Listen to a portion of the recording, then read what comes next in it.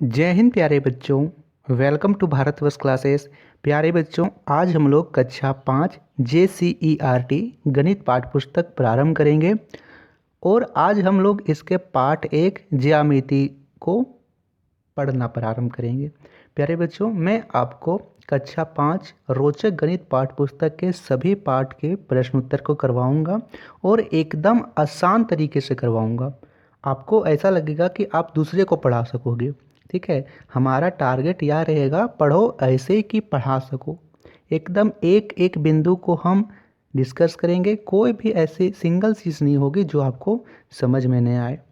तो जितने भी बच्चों ने भारतवर्ष क्लासेस को सब्सक्राइब नहीं किया है, पहले तो आप सभी लोग सब्सक्राइब कीजिए, नोटिफिकेशन बेल आइकन को ज़रूर ऑन कीजिए ताकि जब भी वीडियो आए आपको सूचना मिल सके और आप अपनी पढ़ाई को एक नई दिशा दे सको और अच्छे से रेगुलर कर सको। चलिए बच्चा, प्रारंभ करते हैं पार्ट 1। पार्ट 1 का नाम है ज्यामिति, जियोमेट्री।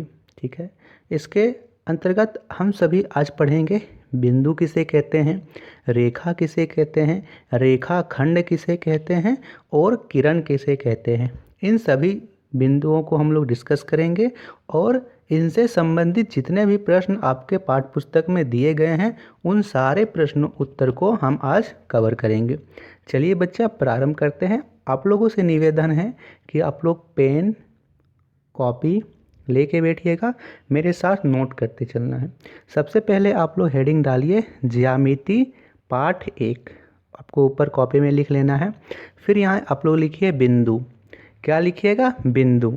और बिंदु के बारे में लिखिए एक ऐसी स्थिति जिसकी कोई लंबाई, चौड़ाई और मोटाई नहीं होती। क्या होता है? बिंदु एक ऐसी स्थिति होती है बच्चा जिसका ना तो कोई लंबाई होता है, ना कोई चौड़ाई होता है और ना ही कोई मोटाई होता है। जैसे मैं बात करूं कि आपको पेंसिल लेना है और अपने पेंसिल से इसे दबा दीजिए, तो यह क्या है?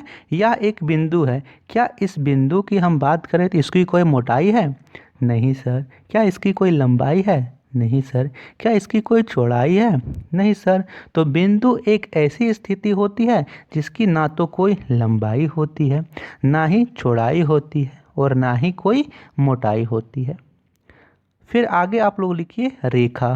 क्या लिखिए? रेखा। रेखा के बारे में लिखेंगे बच्चा कि रेखा बिंदुओं के मेल से बनती है जिसका कोई अंत बिंदु नहीं होता। जैसे मैंने बात किया कि बिंदु की कि जिसकी कोई लंबाई, चौड़ाई और मोटाई नहीं होती है। अब मैं बिंदुओं को जोड़ ऐसे करते जाऊं तो आपको ऐसे करके सब बिंदुओं को आप ऐसे मिलाते जाओ तो आपको एक रेखा प्राप्त होगी। क्या प्राप्त होगी? रेखा, जो बिंदुओं के मेल से बनती है जिसका कोई अंत बिंदु नहीं होता। अंत बिंदु नहीं होता का अर्थ है कि यह आगे लगातार बढ़ती जा रही है, बढ़ती जा रही है, बढ़ती जा रही है और यह इधर भी लगातार बढ़ती जा रही है। तो रेखा का कोई अंत बिंदु नहीं होता है और यह बिंदुओं के मेल से बनती है। तीसरी बात आप लोग नोट कीजिए, रेखाखंड। क्या नोट कीजिएगा? रेखाखंड। रेखा और रेखाखंड में बच्चे बहुत कंफ्यूज रहते हैं। हम इस चीज़ को आज अच्छे से डिस्कस करेंगे कि रेखा और रेखाखंड में क्या अंतर है। रेखाखंड में आप लोग लिखिएगा बच्चा, दो बिंदुओं को मिलाने वाली रेखा जिसके दो अंत बिंदु होते हैं रेखाखंड कहलाता है। क्या कहा मैंने? दो अंत बिंदुओं को मिलाने वाली रेखा जिसके दो अंत बिंदु होते हैं रेखाखंड कहलाता है। जैसे मैं यहाँ पे बात करूँ कि यह हमारा एक बिंदु है और यह हमारा एक बिंदु है। एक रेखा कहीं से आई और इन दोनों बिंदुओं को इसने मिला दिया, तो यह क्या है? यह यहाँ से लेकर के और यहाँ तक यह इतना भाग रेखाखंड कहलाएगा। रेखाखंड अंतिम बिंदु होता है, यानी यह यहाँ से लेकर के यहाँ तक समाप्त हो रही है, लेकिन रेखा का कोई अंत बिंदु नहीं होता है कि ना तो इसका कहाँ से प्रारंभ हो रहा है, कहाँ अंत हो रहा है, इसका कोई सीमा नहीं होती है। लेकिन रेखाखंड की सीमा होती है। जैसे यहाँ से यह प्रारंभ हो रही है ए से, तो यह बी पर समाप्त होगी। यह तो हुआ रेखाखंड। यदि मैं बात कहूँ कि रेखाखंड रेखा का ही भाग होता है, तो क्या कुछ गलत है? मैंने कहा कि रेखाखंड रेखा का ही भाग होता है, तो क्या मैं कुछ गलत बोल रहा हूँ? नहीं सर, आप तो बिल्कुल सही बोल रहे हो। यह एक रेखा है जो कहीं अनंत से चली आ रही है और अनंत को जा रही है। यदि मैं इसका इतना भाग काट लूँ तो यह एक रेखाखंड है। क्या है ये इतना? रेखाखंड। जैसे आप अपने पुस्तक के किनारों को देखो तो आपका पुस्तक के किनारे का एक स्टार्टिंग पॉइंट है और एक एंडिंग पॉइंट है, तो आपका पुस्तक का किनारा एक रेखाखंड है। तो रेखाखंड जिसके दो अंत बिंदु होते हैं और रेखा जिसके कोई अंत बिंदु नहीं होता, वह उसका ना तो हमें पता है कि वह कहाँ से प्रारंभ हो रही है और हमें यह भी नहीं पता है कि वह कहाँ पे समाप्त होगी। इतनी चीज़ आपको क्लियर हुई बच्चा? आई होप कि आप नोट भी कर रहे होंगे। अब देखिए, अब आपके पाठ्यपुस्तक में प्रश्न दिया गया है, स्केल की सहायता से निम्नलिखित माप के रेखाखंड खींचिए। देखिए यहाँ पे क्या प्रश्न दिया है? रेखाखंड। आपको स्केल ले लेना है। स्केल में आप देखोगे तो आपके स्केल के दो किनारे होते हैं। एक किनारे में आप देखोगे तो इससे करके बहुत ज़्यादा लाइन होते हैं और एक में थोड़ा सा दूरी दूरी में लाइन होता है। तो आपको कम दूरी वाले लाइन से आपको यहाँ पर माप के लिखनी है। जैसे यहाँ पे शून्य होगा और शून्य से ऐसे ऐसे करके यहाँ पे एक हुआ, फिर ऐसे ऐसे करके यहाँ दो, ऐसे करके आपको 5 तक माप कर ऐसे करके लाइन बना देना है। 8 तक ऐसे माप करके लाइन बना देना है। 10 तक माप करके लाइन बना देना है और 15 तक माप करके लाइन बना देना है। यह बहुत ही सिंपल है, इसीलिए मैंने इस प्रश्न को आपके लिए छोड़ा है। ठीक है बच्चा, इस चीज़ को आप स्केल से माप के कर लीजिएगा। अगला प्रश्न यहाँ दिया गया है, नीचे दिए गए रेखाखंड को मापकर लिखिए। तो इसे आप लोग स्केल की सहायता से मापिएगा। जब आप लोग इसे ए से बी तक मापिएगा तो इसकी लंबाई आएगी 7.4। तो इसमें लिखेंगे 7.4 सेंटीमीटर। इसकी आप लोग लंबाई मापोगे तो यह आएगा 6, पूरा 6 है तो इसे 6 सेंटीमीटर लिख देना है। तो यह क्या है? रेखाखंड है। इसका यहाँ पर ए एक बिंदु है, बी एक बिंदु है और इन दोनों बिंदुओं को एक रेखा की सहायता से मिला दिया गया है। हम लोग कह सकते हैं कि एक रेखा के अंत बिंदु स्थित हैं, इसीलिए यह रेखाखंड है। फिर हम लोग बात करते हैं किरण की।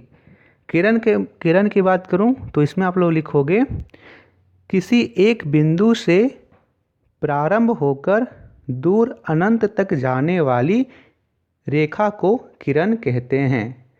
ठीक है, इसका हमें स्टार्टिंग पॉइंट पता है कि यह यहाँ से प्रारंभ हो रही है, लेकिन एंडिंग पॉइंट नहीं पता है कि यह कहाँ पे समाप्त होगी। जैसे मैं बात करूँ सूरज की, तो सूरज हमें पता है कि दूर स्थित है, लेकिन जो उसका किरण निकलती है उसे हमें पता होता है कि नहीं कहाँ वह समाप्त होगी? नहीं। तो जिसका स्टार्टिंग पॉइंट हमें पता है कि उसका स्रोत कहाँ से है, लेकिन उसका अंतिम बिंदु नहीं पता है कि हमें अंतिम बिंदु वह कहाँ तक जाएगी, तो यह क्या है? यह किरण होती है। इसी से संबंधित कुछ प्रश्न दिए गए हैं आपके पाठ्यपुस्तक में। चलिए प्रारंभ करते हैं उन प्रश्नों को। नीचे बनी हुई आकृतियों को देखकर उनका नाम लिखिए। ए बी यहाँ पे लिखा हुआ है, तो आप यहाँ पे ध्यान से देखिए कि यह एक रेखा है जो ए से प्रारंभ हो रही है। यहाँ पे एक बिंदु है, यहाँ से प्रारंभ हो रही है, यानी ए से प्रारंभ हो रही है और लगातार आगे बढ़ते जा रही है। तो हमने इस प्रकार के रेखा को क्या कहा था? इस प्रकार की रेखा को हमने किरण कहा था, कि जो एक बिंदु से प्रारंभ होकर दूर अनंत तक चलती जाती है उसे किरण कहते हैं। तो ए बी क्या है? ए बी एक किरण है, यहाँ लिखेंगे किरण। अब दूसरा यहाँ फिगर दिया हुआ है बी के यहाँ पे बिंदु है और सी भी एक बिंदु है और दो बिंदुओं को यहाँ पे मिला दिया गया है।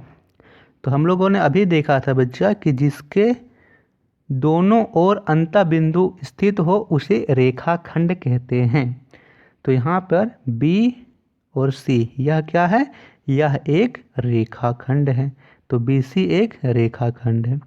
अब यहाँ पे एम और एन, इसका ना तो इधर से प्रारंभ है और ना ही इधर समाप्त हो रहा है। तो एम और एन क्या है? जिसका ना प्रारंभ है ना समाप्त है। तो यह क्या है? एक रेखा है। रेखा का ना तो प्रारंभ होता है कहीं से और ना ही इसका कहीं समापन होता है। तो एम एन क्या है? MN एक रेखा है। ये तीनों चीज़ आप लोग नोट कर लीजिए। अगला प्रश्न करते हैं, नीचे दी गई आकृतियों में रेखाखंड की संख्या को गिनकर लिखिए। तो रेखाखंड की संख्या गिनना है जिसका प्रारंभ हो रहा हो समापन, यानी यहाँ से लेकर यहाँ तक समापन हुआ तो 1, फिर यह 2, 3, 4, 4 रेखाखंड तो 4 लिखेंगे। इसमें 1, 2, 3, 4, इसमें भी 4 है। इसमें 1, 2, 3, 4, इसमें भी 4 है। इसमें 1, 2, 3, 3 है। इसमें 1, 2, 3, 4, 5, 5 रेखाखंड से मिला है। इसमें 1, 2, 3, 4, 5, 6, 7, 8, 9, 10, 10 रेखाखंडों से मिला है। तो इस प्रकार हमें इसके रेखाखंड की संख्या को गिनकर लिख देना है।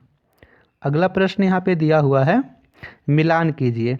अब हमें बताना है कि जिसके दो अंत बिंदु हैं, तो जिसके दो अंत बिंदु होते हैं उसे हम लोग रेखाखंड कहते हैं। तो आप लोग बताइए इन तीनों आकृतियों में कौन सी ऐसी आकृति है जिसके दो अंत बिंदु हैं। तो आप लोग इसे देखिए B और C को, तो यहाँ भी एक बिंदु है, यहाँ भी बिंदु है, यानी इसके अंतिम छोर पर बिंदु हैं। तो यह एक रेखाखंड है जिसके दो अंत बिंदु हैं। मिलान कर देंगे, ठीक है। और दूसरा यहाँ पे दिया हुआ है एक अंत बिंदु है, यानी प्रारंभ हो रहा है यहाँ से और समापन का कोई यहाँ पे बिंदु नहीं है, तो यह एक किरण है। और तीसरा जिसके कोई अंत बिंदु नहीं है, MN, तो यह क्या है, एक रेखा है। MN एक रेखा है, BC एक रेखाखंड है और AB एक किरण है। अब आप लोग बताइए BC क्या है, वेरी गुड। AB क्या है, बिल्कुल सही। और MN क्या है, रेखा है, वेरी गुड। कितनी जल्दी आप लोग सीख गए। अगला यहाँ पे दिया गया है, नीचे दिए गए बिंदुओं को जोड़िए और उससे बनने वाली आकृतियों का नाम लिखिए। तो देखिए यहाँ पे एक बिंदु है, इन दोनों बिंदुओं को जोड़ देना है। स्केल की सहायता से जोड़िए। फिर यहाँ पे 1, 2, 3, तीनों बिंदुओं को ऐसे जोड़ देना आपस में, एक बंद आकृति आपको प्राप्त होगी। फिर यहाँ पे इसमें भी जोड़ देना है चारों बिंदुओं को, इसमें भी आपको एक बंद आकृति प्राप्त होगी। इसमें भी जोड़ देना है तो यह भी एक बंद आकृति प्राप्त हुई। इसे तो हमें पता है कि इसे क्या कहते हैं, जिसका यहाँ पे प्रारंभ हो रहा है, समापन भी हो रहा है, इसे क्या कहते हैं, रेखा खंड कहते हैं। ठीक है बच्चा, रेखा नहीं रेखाखंड कहते हैं, क्योंकि इसके दो अंतिम बिंदु हैं। तो इसमें आप लोग रेखा खंड लिखिएगा। पहले में क्या लिखना है, रेखाखंड। दूसरे में आपको लिखना है त्रिभुज, एक भुजा, दो भुजा, तीन भुजा। हम डिस्कस करेंगे कि त्रिभुज क्या होते हैं, चतुर्भुज क्या होते हैं, हम सभी चीज़ों को बारीकी से चर्चा करेंगे। अभी आप लिख लीजिए त्रिभुज। यहाँ पे एक भुजा, दो भुजा, तीन भुजा, त्रिभुज है। इसमें एक भुजा, दो भुजा, तीन भुजा, चार भुजा, चतुर्भुज है। और यह एक सीधा लाइन है, तो और यहाँ पे भी सीधा लाइन, 90 डिग्री का यहाँ कोण बन रहा है, तो यह एक समकोण त्रिभुज है। मैंने आपको अभी कहा कि 90 डिग्री का कोण बन रहा है। अब यह कोण क्या होता है, इन सभी चीज़ों को हम अगले क्लासेस में डिस्कस करेंगे कि कोण क्या होता है, समकोण क्या होता है, न्यून कोण क्या होता है, अधिक कोण क्या होता है, एकदम आसानी से डिस्कस करेंगे बच्चा। हम सभी पार्ट को इसी प्रकार समझेंगे। आशा करता हूँ कि आप सभी लोगों को वीडियो पसंद आया है। वीडियो पसंद आई तो वीडियो को लाइक कीजिएगा। भारतवर्ष क्लासेस को जितने भी बच्चों ने सब्सक्राइब नहीं किया है तो सब्सक्राइब ज़रूर कीजिएगा। धन्यवाद बच्चा, मिलते हैं अगले वीडियो में, करेंगे उसमें इस पार्ट के पार्ट 2 को, उसमें हम लोग करेंगे कोण के बारे में, समझेंगे आसानी से। थैंक यू बच्चों।